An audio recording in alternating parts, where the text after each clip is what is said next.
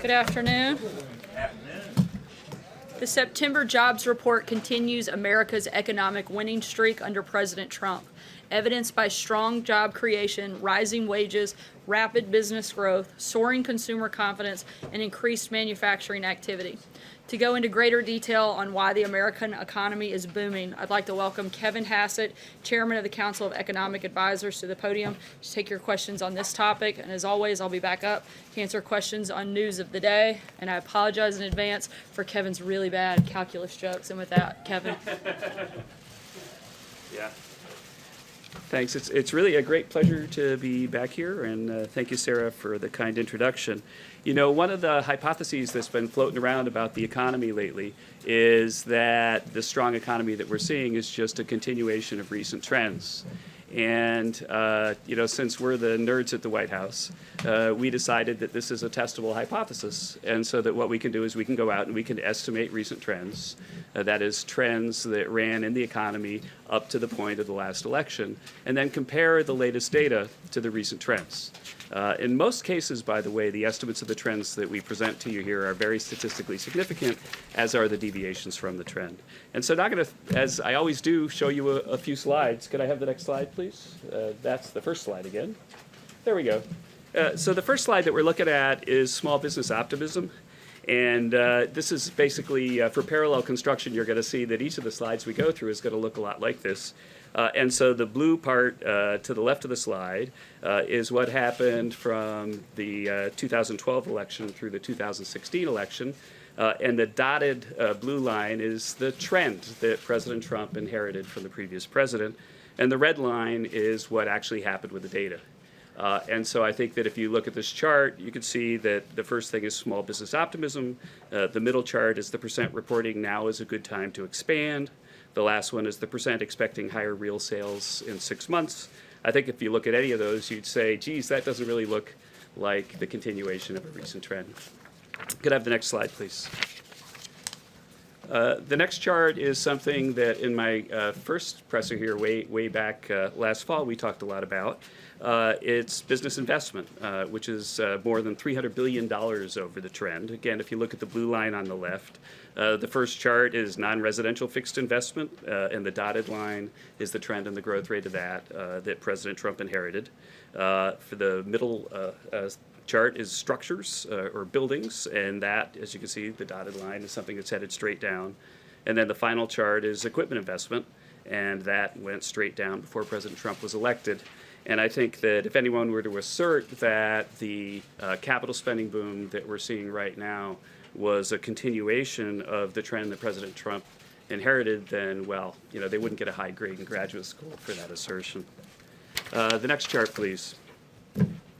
Durable goods orders, capital goods orders, it's a key part of the economy, and it's one of the factors that we look at most closely because it characterizes basically the good-paying jobs, the jobs that affect normal Americans, blue-collar Americans. And the first chart is core capital goods orders, and the second chart is core capital goods shipments. And if you look at it, the blue, again, shows a clear downward trajectory in billions of dollars, and then that trajectory reversed itself completely when President Trump was elected. If you were going to assert that the current good news is just the extension of a recent trend, then you'd just simply be factually incorrect. The next slide, please. Here we're looking at the ISM Purchasing Managers Index, which is a survey of people who are purchasing managers for manufacturing firms. And so they're the folks that, you know, as the title suggests, manage the purchases. And so it's a really great indicator of the economy because you could survey them and say, hey, have you been buying lots of stuff this month or have you not? And the index shows what their responses look like. And you can see that the trend on the Purchasing Managers Index was pretty much flat when President Trump took office. And the red line shows you what happened since. That there's a clear inflection right at the election and a clear break of the trend. Let's turn to the next one, please. Now, one of the things that I can remember at the American Enterprise Institute talking a lot about before I came in here was the fact that entrepreneurship in America was falling off. And one of the ways we can measure entrepreneurship is that if you start a new business, then you have to apply for an ID number, tax ID number for your business. And so in this chart, we've plotted the EIN applications for new businesses. And if you look at the blue line, they were heading up because we were in a recovery, but there's a clear upward trajectory way above the trend at the end. And Sarah, like John Roberts, is a calculus geek, and so she looked at that one and said, "Geez, that looks like a very strong second derivative to me." And then I said, "I didn't know you did calculus," and she said, "I like calculus better than talking to these guys." The next chart is prime age workers re-entering the labor force. And again, if you look at the trend, one of the things people said when we put out our growth forecast that said that we'd have 3% growth was we said that President Trump's policies are going to bring factories back to the U.S., give you the capital spending boom that you saw in the previous chart, and that was going to bring people back into the labor force at precisely the right time. Once again, you can see that there's a clear break in the trend. And so if you see a break of the trend in the capital spending, the new plant formation that gives blue-collar workers their jobs, go to the next slide, please, then maybe we see a break of the trend in blue-collar workers' employment as well. And so this is employment for people in goods-producing industries.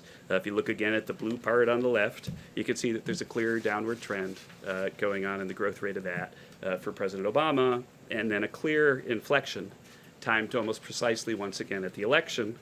And the notion, again, that somebody might defensively attempt to assert that this is a continuation of the trend is almost laughable if you look at this chart and look at the rest of them.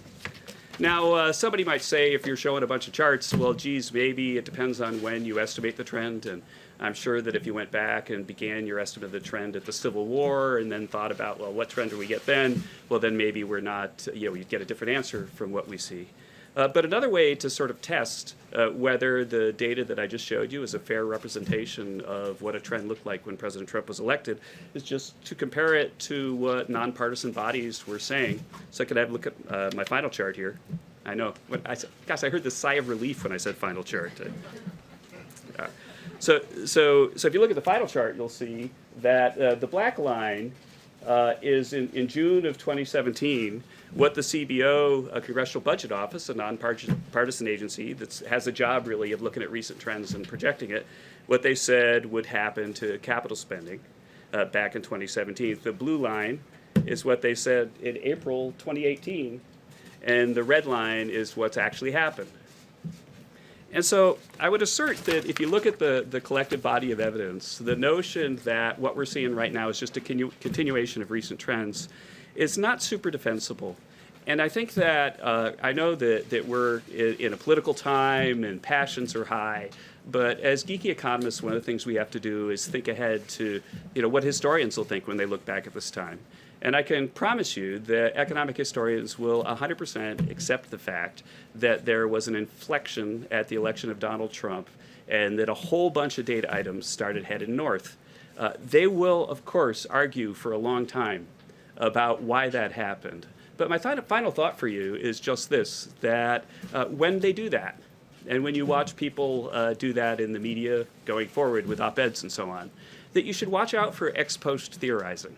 As an economist, one of the things I most care about is an ex-ante theory, something that happens before, and then let's watch the data and then see if it agrees with the theory. That's how you test a theory. You might recall that I came back here last fall, and I told you that if we had the tax cuts that President Trump advised that he pursued, if we passed them, then there'd be a boom in capital spending this year. In fact, we provided estimates at the time last fall that said that capital spending this year would go up about 11% because of the tax cuts. So far in the first half of the year, capital spending is up 10%.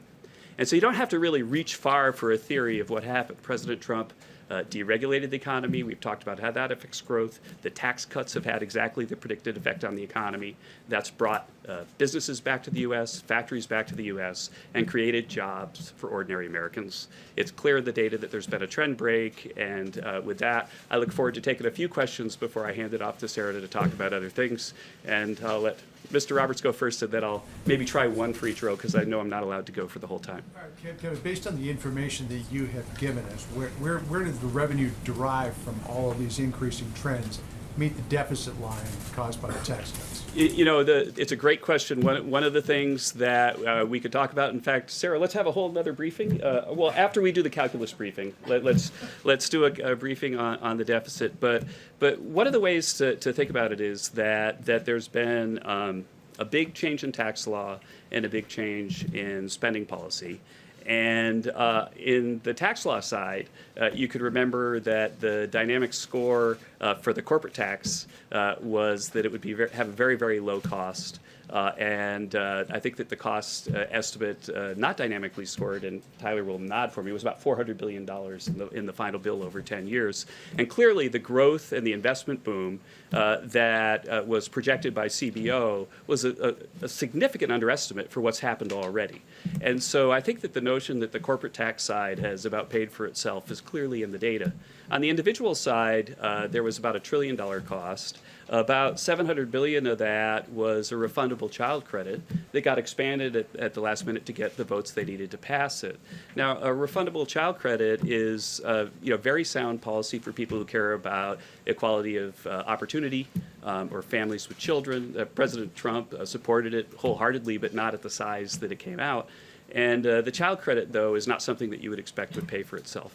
And so the tax cuts have increased the deficit a little bit, but not the tax cuts that the Democrats are attacking, but rather the tax cuts that the Democrats probably should have supported. I'll go to row 2 and right there. I'm sorry, I don't know your name. No, Stephen. Yeah. There's another chart that you've not included in your packet, and that's a chart about the spike in the consumer price index. Mm-hmm. That's the cost of goods. That's inflation going up I know that. at a higher rate. For those who don't, Americans are paying more for their goods now than they did in recent years. Can you explain to what extent Americans should be concerned about the fact that the price of goods is increasing at a high rate?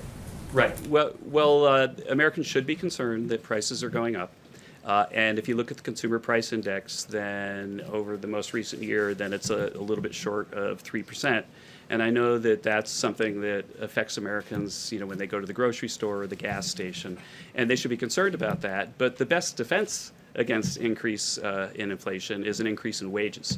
And the CEA put out a report this week that documented that, correctly measured, real after-tax wages are growing about 1.4% this year. So that means that the wage growth that President Trump has helped create with his policies is overpowering the inflation numbers right now. I'll go to row 3 and then back. Thanks, Kevin. Yeah, what, sure. what credit, if any, does former President Obama deserve for the current state of the economy? I think that attributing blame or credit to individuals requires that I identify policies and then talk about, well, what effect did this policy or that policy have? And I prefer to give blame or credit to policies than to individuals. I think that President Obama sometimes on the partisan trail gets criticized with numbers that are clearly incorrect because people blame him for the Great Recession, which was there when he started, and this is not fair. If I look specifically at President Obama's policies, there are a whole bunch of policies that I think were very negative for growth. I think the Affordable Care Act lifted marginal tax rates on individual workers, so much so that the CBO even said that it would have a negative effect on growth. He increased marginal tax rates on small businesses, and that's why small business creation wasn't so high.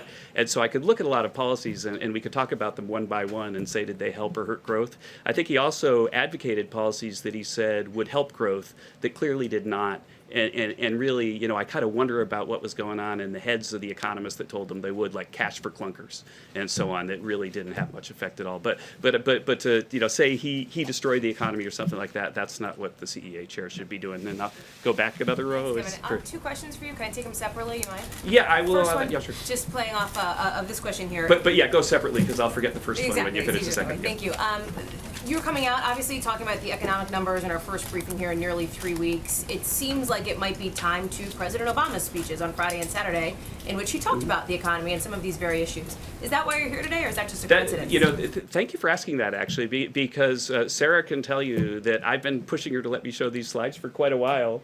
That we've updated them for recent data, but that in fact, I don't know about the 3-week lag. I think it has something to do with the fact that sensible people sometimes, even in the White House, take a break in August, and there was some vacation taking at the time. But yeah, we were prepared to do this briefing a few weeks ago, and there's not in any way a timing that's related to President Obama's Friday remarks. And then I promised you number two. Thank you very much. You talked about obviously. But the next person's going to ask for three. You realize, so I shouldn't have done that. Under President Yeah. Trump, the president also, and I'm curious about your view as an economist on this, has told private companies, Apple, Amazon, the NFL, how to run their business. Do you believe that's appropriate for a president to do? Do you believe that stimulates economic growth for a president to be dictating how private companies run their stuff? Well, the president has strong opinions about everything. I think that we wouldn't have had all the policy success that we've had if he hadn't been such a strong advocate for the things that we've seen. I think that his strong opinions sometimes stretch into areas that are outside of the places that CEA has any purview, and I don't counsel him on that. And I think at a previous presser, I once said that I don't run the Council of Twitter Advisors, and may that be true for all of my stay here. I'll go back to the blue shirt in the back. Yeah, yeah. And I skipped a row. Sorry, I'll come forward when. Quick question for you on an economic stat that the president put out in a comment today. The president said the GDP rate is higher than the unemployment rate for the first time in over 100 years. Mm-hmm. That's just not true, though, is it? Yeah, that's so. I can tell you what is true, and the history of thought. Let me just say that the history of thought of how errors happen is not something that I can engage in because like from the initial fact. To what the president said, that I don't know the whole chain of command. But what is true is that it's the highest in 10 years. And at some point, somebody probably conveyed it to him, adding a zero to that, and they shouldn't have done that. And I could say that at least we numbers geeks here at the White House are grateful and when the press finds mistakes that we make, we don't like making mistakes, but we're grateful when they're pointed out because we want to correct them. And you might have noticed that I gave Sarah a bad number a few weeks ago. It was 100% my fault, and I apologized immediately. We created it, and you'd have to talk to the president about where the number came from, but the correct number is 10 years. And then I said I would come forward. Yeah. Said President Obama, former President Obama said President Trump would need a magic wand to get to 4% GDP. The president suggested that was a direct quote from President Obama. Did President Obama ever say that? I don't know. I'm sorry. And again, I'm not the chairman of the Council of Twitter Advisors, but I was trying to go back up. Yeah. On wage growth, the White House put out a number that uses a different way of calculating wage growth. It seems like that's unfortunate because you get an apples and oranges comparison to previous wage growth calculations. Why is it important to do that? The new calculation incorporated things that are non-cash benefits like vacation time and other types of benefits. Why do that midstream and not just base your analysis on wage growth based on the way that's been calculated in the past? Yeah, well, yeah, thanks for the question. We have a whole report that came out last week, and there are a lot of news stories that I thought were very well done and thoughtful about the piece. And I think that the question for Americans, what they really want to know is how are President Trump's policies affecting their lives? And it turns out that the statistic that got the most attention in the media is not a very reasonable statistic for answering that question. And we talked about how to better measure that. And it was not a criticism of the Bureau of Labor Statistics that we love those people. We're data geeks. We use their data to come up with a better measure, but a better measure will account for the fact that people get benefits. A better measure would account for the fact that people just had tax cuts. A better measure will account for the fact that the composition of the labor force is changing because so many people are coming in, and the people who've been out for a while tend to be lower skilled, and so they can bring averages down if you don't control for that. And so in our study, we controlled for all that and showed that just as is consistent with our 4.2% GDP growth, we're seeing a massive amount of wage growth right now compared to what projections were when President Trump took office. And I don't see Sarah telling me I have to stop, so should I keep going? Okay. Yeah, I'll go back there, and then I've been right-handed, and that's really terrible. I apologize. Yeah. To keep these trends going, how important is it for you to have a new North American free trade agreement, including Canada? Yeah, thank you for the question. And the first thing before I turn to the trade part of the question is that some people have also said, well, sure, the economy's strong, but that's a sugar high. But it's not a sugar high at all. Because what's happened is that the capital spending boom that we promised would happen if we passed the tax cuts is underway. And the cool thing about capital spending is that people build factories. That's what capital spending is. And they do that in the first half of the year. It's up 10% since the beginning of the year. And then in the second half of the year, those factories start producing output. So you get more output. And so the idea that the trend might not continue, that it's a sugar high, is just inconsistent with the form that the growth is taking. And as for NAFTA, Ambassador Lighthizer and the whole team have been in negotiations with Canada. We continue to be hopeful that they'll sign on to the 21st century deal with Mexico, which is really a better deal for American workers, and they should sign on to that. And so I'll come over here and I'll go back to you. Yes, thanks. Hi, Denise with PBS NewsHour. I have a question about income inequality. Can you talk a little bit about whether or not you've seen income inequality shrink, and are you at all concerned about whether or not people that are just poor, not just people that are in the economy, but actual poor people that are living beyond the poverty line, below the poverty line, are they being improved by this economy? Yeah, they certainly are. Certainly, think about it. All the new entrants that get a job, that they go from having zero wage to having a wage, but they won't necessarily show up in the wage statistics. Those people are better off. And there are a number of other ways that people are better off, too, because of the growth in the economy, but also because of policies that have given resources to families that are needy. At the CEA, we put out a different report over the summer on what's going on with poverty correctly measured. And then in the Stay Tuned department, there's important data coming out this week, which will help us look at how income inequality has changed over, not in this year, but over the previous year. My expectation is that that data will start to turn, and that this year we're going to see a decline in income inequality because blue-collar wages are starting to grow. And it's a final point, and it's a really important point that you bring up, and I want to emphasize it because I care so much about it. The fact is that we're at a historic moment because we're deep into a recovery. The unemployment rate is really low, and we've created a capital spending boom. And so normally what happens if you don't have a capital spending boom is that people start to bid up the wages for folks, but they're bidding them up because there's a shortage of labor. What's happening now is they're bidding up wages because people have better machines to work with and their productivity is going up. That means that the recovery can last longer, and that's really, really good for workers, especially at the low end. And so it's precisely at this moment in economic history, if you look at past economic booms, where income inequality has declined. And if we were to blow it and have a recession because of bad policy right now, then we'd lose an enormous opportunity on income inequality. And then I'll come right here. Yeah. Also two, not And three. I guess it's the last question. Sorry, two quick ones, sorry. Is he allowed to? You said- tell me. Do you like this guy?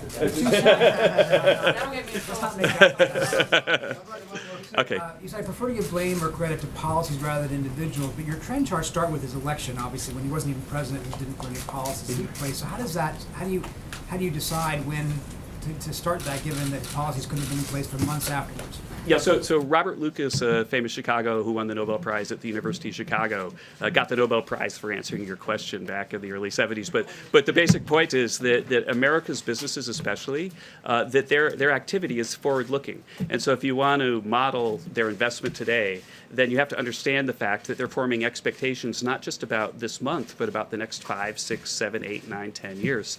And so if you look at what happened the moment that President Trump was elected, both in equity markets and in sentiment surveys, is that people started to ratchet up their expectations for what would happen to the economy. Perhaps everybody except for Mrs. Clinton's supporters was starting to do that right after the election. And the fact is that those expectations turned out to be rational because the turnaround that they expected is something that we see, as you just saw in the data. Let me hand it back to Sarah now, but close by saying that anyone who wants to follow up and talk about the data, you can tell I kind of like to do that. So feel free to reach out through the press office and connect with me over at the CEA. Thank you so much. Thanks so much, Kevin. Thank you, Kevin. Couple of announcements and updates, and I'll take your questions. Last week, the Senate Judiciary Committee, under Chairman Grassley, conducted a thorough and transparent week of hearings, allowing each senator ample time to thoroughly review the nomination of Judge Brett Kavanaugh. Unfortunately, many committee Democrats and protesters attempted to turn the hearing into a circus. Nonetheless, Judge Kavanaugh demonstrated exactly why President Trump nominated him. He showed his respect for the Constitution, impeccable qualifications, and extraordinary temperament. Judge Kavanaugh reinforced the bedrock principles of judicial independence and the rule of law, and we look forward to the Judiciary Committee completing its review and advancing his nomination. On another matter, later today by phone and also tomorrow in person at the White House, President Trump is scheduled to receive a briefing from DHS Secretary Nielsen and FEMA Administrator Long. The latest briefing is part of the President's monitoring of multiple storms that are predicted to affect the U.S. in the coming days. The White House has been in contact with governors' offices and local authorities in Guam, the Northern Mariana Islands, Puerto Rico, U.S. Virgin Islands, Hawaii, Florida, Georgia, South Carolina, North Carolina, Virginia, West Virginia, Maryland, Delaware, Pennsylvania, New Jersey, and New York just since Saturday morning. Lines of communication remain open, and the federal government stands ready to assist. These tropical storms and hurricanes are very dangerous, and we encourage anyone in the path to heed the warnings of state and local officials who have the expertise and knowledge of their communities to provide the best on-ground information. Lastly, we extend our deepest condolences to the family of Secret Service Agent Colin Johnson. Agent Johnson has served his country honorably, first as a Marine and then in the Secret Service. Many of you know him. He was larger than life, literally, was a great friend, father, husband, and member of the United States Secret Service. The men and women in the Secret Service are among the most honorable and dedicated public servants you can find anywhere in the world, and Colin was among the very best of them. And although he was assigned to Chief of Staff John Kelly, he was always there to help anyone who needed it. Our hearts are broken, and Agent Johnson will be greatly missed. Our prayers are with his entire family. And with that, I'll take your questions. John. If I could start out sort of with the topic of the day, and that's the anonymous op-ed in the New York Times. The president said on Friday that he thought it would be a good idea for Jeff Sessions to look into this. Is there anything about what was published by the New York Times that would warrant an investigation by the Department of Justice? Certainly, if there's an individual, whether or not, since we don't know who they are, if that individual is in meetings where national security is being discussed or other important topics, and they are attempting to undermine the executive branch, that would certainly be problematic and something that the Department of Justice should look into. So would that be a suggestion of misuse of classified information? I mean, what realm would that fall in? Once again, it's something that the Department of Justice should simply look into, and that's for them to make that determination. I just have one quick follow-up on that, if I could. Is the White House actively trying to find out who this person is, or do you not really care and you're moving on to other things? We're certainly focused on things that actually matter, and the staff here that is here to do their job and not undermine the great work that this president and this administration has done. And we're going to continue focusing on that. It's frankly, I think, sad and pathetic that a gutless, anonymous source could receive so much attention from the media. And I think that the American people would be much better served if we actually spent some time talking about some of the really important things that are facing our country and the things that this administration is doing to help fix them. Justin. Has the president received the Kim Jong-un letter from the State Department? If so, can you share any details about the content or tone, or if there were any commitments or requests from the North Korean leader? Yeah, the president has received the letter from Kim Jong-un. It was a very warm, very positive letter. We won't release the full letter unless the North Korean leader agrees that we should. The primary purpose of the letter was to request and look to schedule another meeting with the president, which we are open to and are already in the process of coordinating that. The recent parade in North Korea, for once, was not about their nuclear arsenal. The president has achieved tremendous success with his policies so far, and this letter was further evidence of progress in that relationship. A number of things that have taken place. The remains have come back. The hostages have returned. There's been no testing of missiles or nuclear material, and of course the historic summit between the two leaders. And this letter is just further indication of the progress that we hope to continue to make. The expectation that second meeting would be here in Washington. I know that's something the president. We'll let you know when we have further details, but certainly something that we want to take place, and we'll already continue to work on making that happen. To follow up on that, you mentioned the remains being returned, the hostages, the lack of testing, which were all happening when the president cited a lack of progress. and canceled Secretary Pompeo's trip.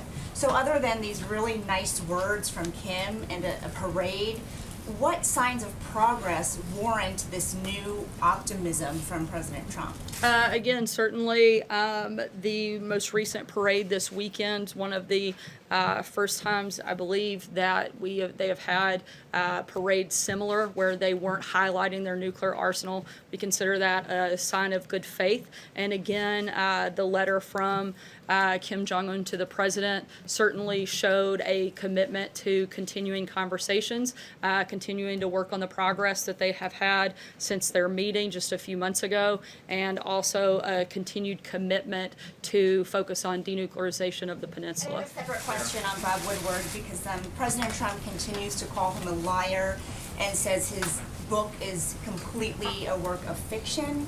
He's also mentioned libel laws quite a bit.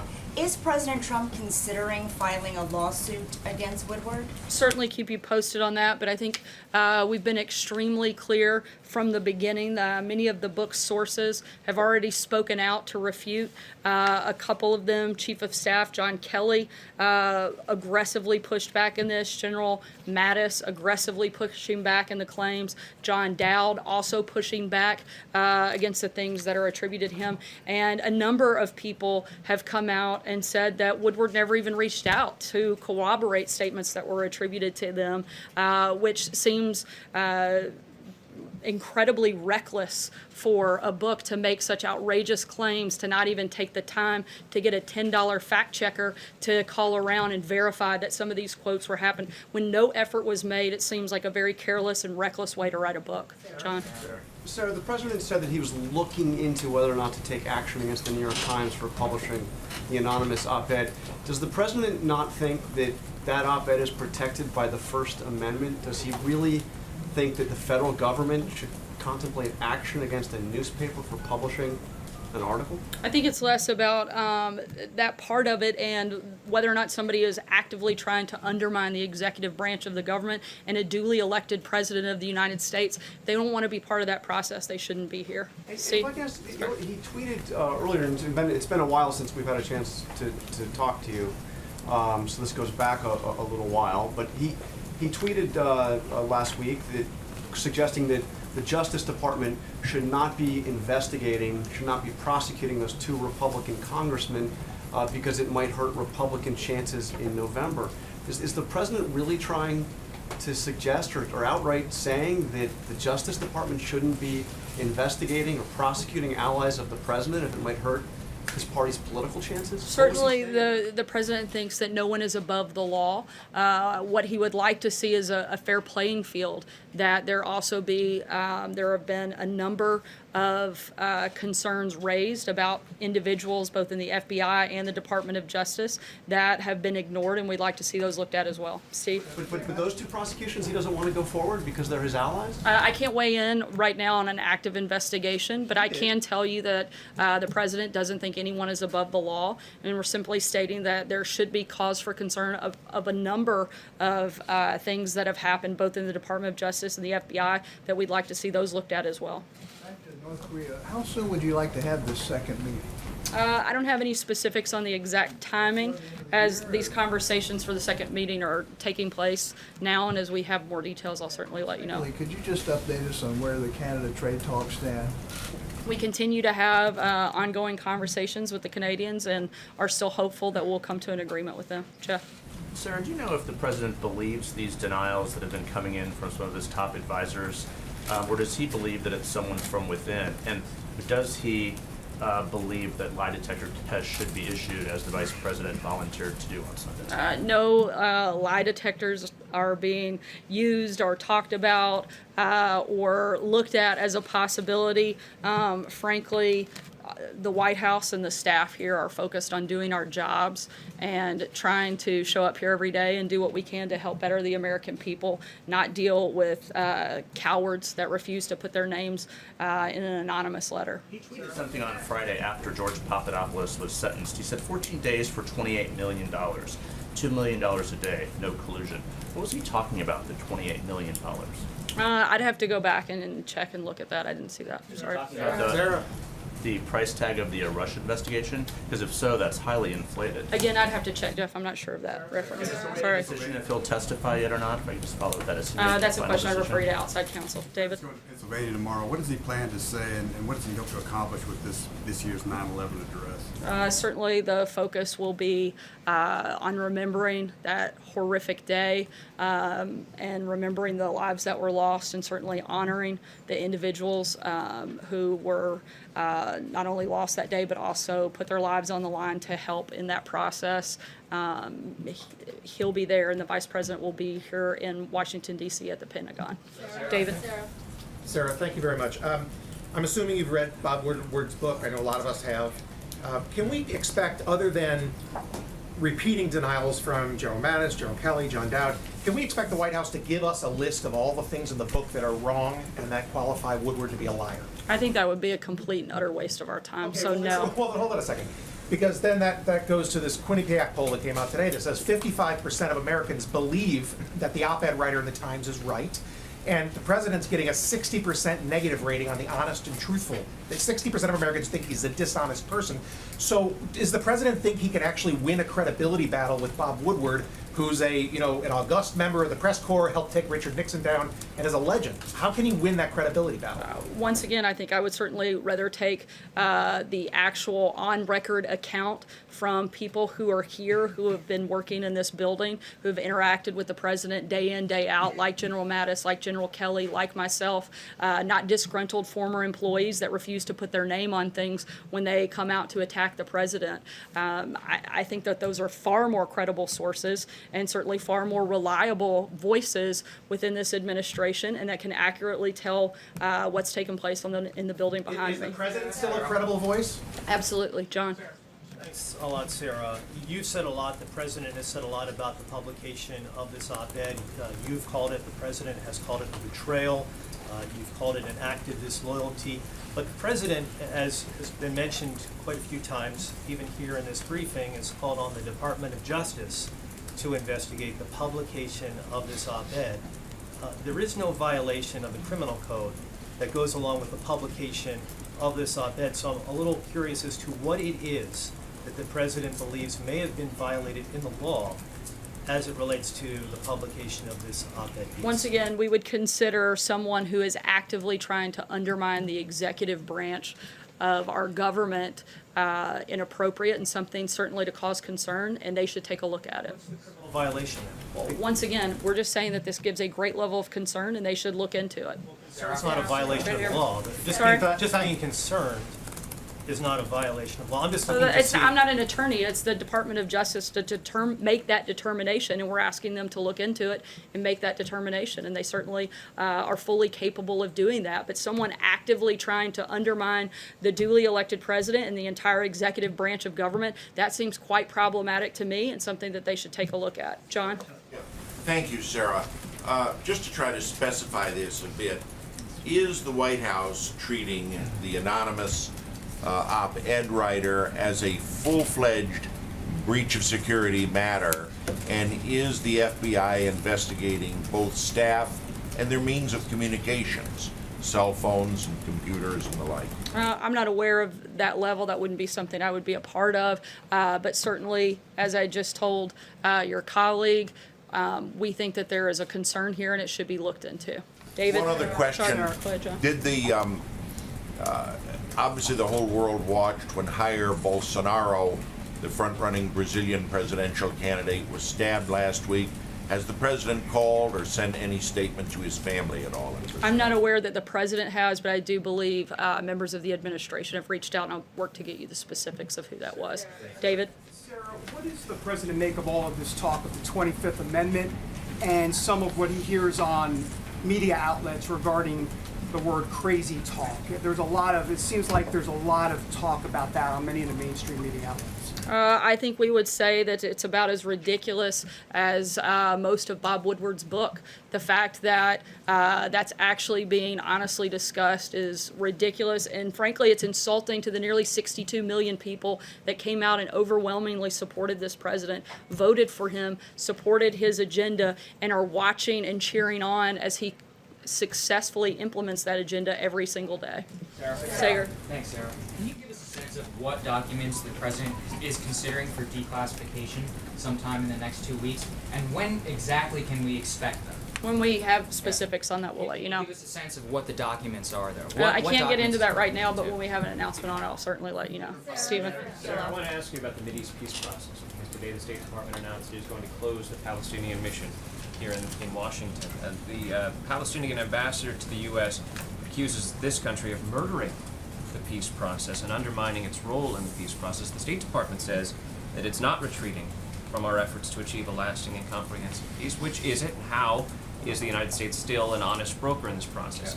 Certainly, we've been very upfront throughout the process in the fact that we want to see peace. We want to have those conversations. We want to help broker that deal. And we're going to continue pushing forward. Beyond that, I don't have anything specific on it today. Close the office. The Palestinians are saying that the U.S. can no longer be an honest broker. This is another example, they say, of the fact that the U.S. is too aligned with Israel. Is that not the case? Certainly, we have a great deal of support with our friend and ally in Israel. But again, we are as committed today as we've ever been to the peace process. Thank you. On Friday, President talked about a new trade deal with India. What kind of trade agreement he's talking about? What kind of agreement he wants with India? I know that a number of administration officials just recently came back from India. They expressed their willingness to negotiate new and better trade deals, and those conversations are at the beginning stages, and we'll certainly keep you posted as we get further in the process. Hallie? Thank you, Sarah. I have one on the ICC, but I want to follow up on Stephen's question on the peace process here. And just, you say the door continues to be open and that you're still working on it, but is it realistic for the president to believe he can actually achieve peace in the Middle East in his first term in office, as he's promised to do, something that his son-in-law is working on as well, when the administration has taken steps that Palestinians themselves have said do not help? Again, certainly we are very much committed to the process, and we're still hopeful we can get there. The ICC, John Bolton today said that the administration would sanction the International Criminal Court, which is a move that seems to be a reversion to sort of Bush-era policies. Is it fair to say that this administration is now shifting toward a more hardline stance toward the ICC? And if, in fact, it is so feckless, then why is the U.S. so concerned?